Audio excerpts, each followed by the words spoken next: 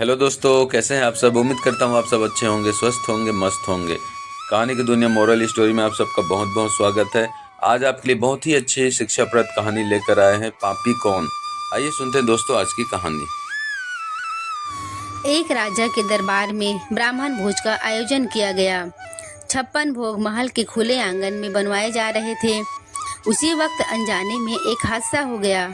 खुले में पक रही रसोई के ऊपर से एक चील अपने पंजे में जिंदा सांप दबोच कर निकल रही थी। सांप ने चील के पंजों से छुटकारा पाने के लिए फुफकार भरी और साथ ही जहर उगला। उसके मुख से निकली जहर की कुछ बूंदें पाकशाला में पक रही रसोई के व्यंजनों में गिर गई। जहरीले भोजन के खाने से सभी ब्राह्मण काल के गाल में समा गए। जब राजा को इस बात का पता चला तो ब्रह्म हत्या के पाप ने उसको दुखी कर डाला। ऐसे में सबसे ज़्यादा मुश्किल खड़ी हो गई यमराज के लिए कि आखिर इस पाप का भागी कौन है और ब्रह्म हत्या के लिए पाप के लिए किसको दंड दिया जाए। सबसे पहले नाम राजा का आया, क्योंकि राजा ने ब्राह्मणों को भोजन के लिए आमंत्रित किया था।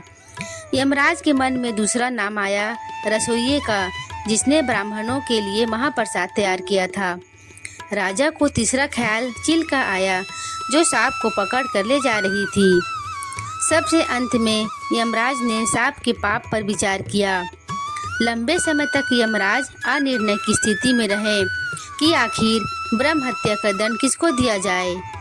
घटना के कुछ समय बाद कुछ ब्राह्मण राजा से मिलने के लिए उसके महल में जा रहे थे। ब्राह्मणों ने एक महिला से महल का रास्ता पूछ लिया। तब महिला ने ब्राह्मणों को रास्ता बताते हुए कहा, देखो भाई, जरा ध्यान से जाना, वहाँ राजा ब्राह्मणों को खाने में जहर देकर मार देता है। जैसे ही महिला ने यह बात कही, यमराज ने फैसला कर लिया कि मृत ब्राह्मणों के पाप का फल इस महिला के खाते में जाएगा और यह दंड को भोगेगी। यमदूतों ने यमराज से पूछा, प्रभु ऐसा क्यों?